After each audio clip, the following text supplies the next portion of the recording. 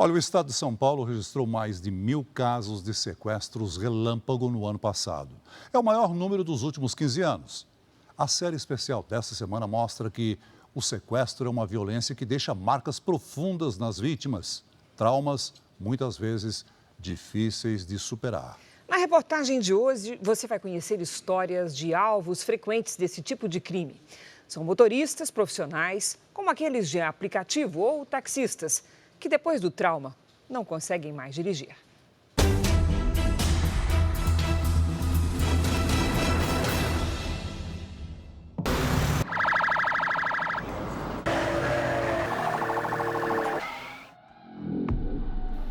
A vida nas grandes cidades é cheia de oportunidades, trabalho, estudos, lazer, modernidade. Mas tem o outro lado, da desigualdade, da violência que gera o medo. O crime de sequestro tem sido um dos principais motivos de insegurança para quem vive nessas regiões. Ansiedade, nervosismo, eu começo a cutucar as minhas unhas. Tem sido assim desde que tudo aconteceu. Sou Ricardo Fernandes dos Santos, tenho 48 anos. Em 2020 eu sofri um sequestro e sofro com as consequências até hoje. A tendência ao isolamento é uma dessas consequências. Eu deixo de estar junto com a minha família em muitos momentos. Tem muitas festas que minhas filhas gostariam que eu fosse e eu não vou. Eu não vou porque eu não tenho coragem de ir. Um trauma difícil de superar. Eu ando muito estressado. O estresse meu foi a um limite assim muito grande, que eu não consigo mais conversar direito com a minha família, com meus filhos, com a minha esposa. Quando chega a esse ponto, segundo especialistas, pode ser o sinal de um problema mais grave, o transtorno de estresse pós-traumático. O transtorno de estresse pós-traumático é um transtorno, uma patologia que pode se desenvolver após a exposição a situações graves de estresse. A exposição a um quadro de morte, realmente, se a pessoa presenciou algum homicídio, algo assim, violência física, violência sexual. Durante 3 anos, Ricardo trabalhou como motorista de aplicativo em São Paulo. E ele rodava bastante, eram cerca de 500 corridas por mês, até que apareceu essa. Era para ser só mais uma viagem, como tantas outras que ele fazia. Mas aquele fim de tarde, do dia 9 de maio, foi bem diferente, pois foi marcado por uma dose de violência que mudou completamente a vida do Ricardo. O embarque do passageiro seria perto de onde ele estava, na zona sul da capital. E só por isso o motorista aceitou. Mas quando chegou ao local, logo viu que era uma armadilha. Ele foi colocado no banco de trás. Dali em diante, foram cenas de terror. Quando eu entro aqui é me ver naquela situação, naquele momento que eu vi que a minha vida ia valer nada. Quase 2 horas de ameaças até ser libertado pela quadrilha. Quando tentou voltar ao trabalho, uma semana após o sequestro, não conseguiu. Neste dia eu cancelei 54 corridas de passageiros. As marcas que ele carrega são difíceis de suportar. Dirigir virou um desafio. Ainda é complicado para mim conseguir me ver dentro de um carro dirigindo. Você daria uma voltinha comigo? Daria. Daria com um pouco de receio, mas daria. Tudo bem?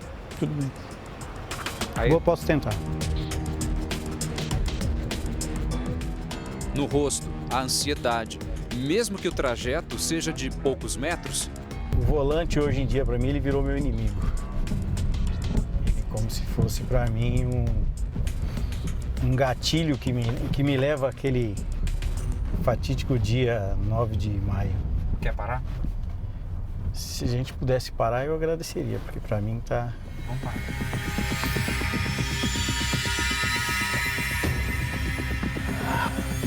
Voltar a dirigir, uma realidade ainda distante também para o Alex. No mês passado, o motorista de táxi de Cachoeira do Sul, a 200 quilômetros de Porto Alegre, foi rendido por 4 passageiros. Foi rápido, né? Eu fiz questão de não questionar a abordagem deles. Simplesmente eu obedeci todas as ordens. E eu já estava com a faca na cintura, né? E o outro que estava atrás, né, de mim não tinha como eu reagir. Né? Em seguida, foi colocado no porta-malas do carro a quadrilha que iria chegar a Porto Alegre. Eles começaram em alta velocidade, não conseguiam controlar muito bem o carro.